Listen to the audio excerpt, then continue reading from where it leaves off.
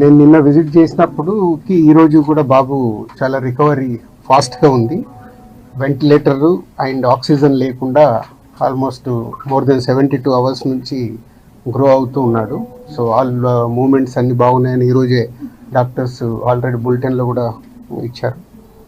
అలాగే అరవింద్ గారు ఆ ఫ్యామిలీకి సంబంధించి అరవింద్ గారు అల్లు అర్జున్ తరఫున, అలాగే Mythri movie makers and director Sukumar వాళ్ళందరూ ఫ్యామిలీకి 2 crores రూపీస్ ఇవ్వాలని వాళ్ళు డిసైడ్ చేసుకొని చెప్పడం జరిగింది.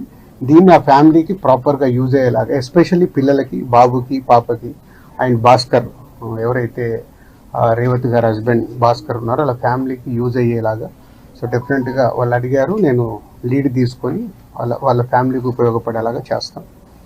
అలాగే ఇండస్ట్రీ నుంచి కూడా రేపు సీఎం గారు అపాయింట్మెంట్ అడిగాము. ఇండస్ట్రీకి సీఎం గారితో కూడా రేపు మీటింగ్ ప్లాన్ చేశాము. ఫర్దర్గా కూడా అన్ని హెల్దీగా ఉండేలాగా ఎలా వెళ్ళాలి అని దాని మీద రేపు మీటింగ్ ఉంటుంది.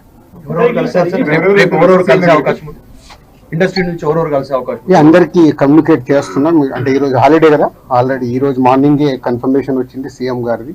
సో అందరికి మార్నింగ్ నుంచే కమ్యూనికేట్ చేస్తున్నాం. హీరోస్, డైరెక్టర్స్, ప్రొడ్యూసర్స్ అందరు కలిసి మీట్ అవుతాం.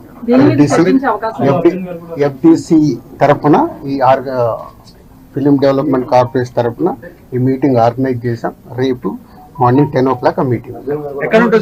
అందరు హైదరాబాద్ లో ఉన్న అందరినీ పిలుస్తున్నాం. అందరూ వస్తారు.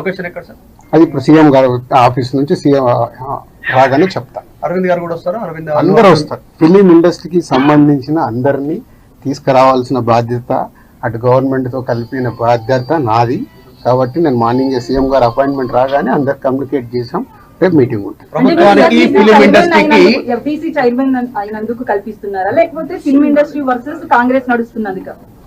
నేను ఫిలిం పర్సన్ కాబట్టి నన్ను సీఎం రేవంత్ రెడ్డి గారు ఆ సీట్లో ఉండి ఇండస్ట్రీకి గవర్నమెంట్ మధ్యలో బ్రిడ్జిగా ఉండాలని అడిగారు. అదే చేస్తున్నాను.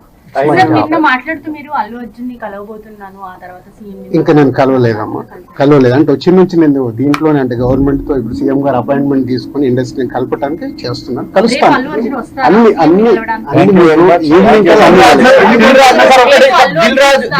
దిల్ రాజు కాంగ్రెస్ పర్సన్ కాకుండా, కాంగ్రెస్ పార్టీకి సేవ చేయకుండా ఎఫ్డీసీ చైర్మన్ ఇచ్చాము. రీజన్ ఏంటంటే సినీ ఇండస్ట్రీలో కీలకంగా ఉన్నారు.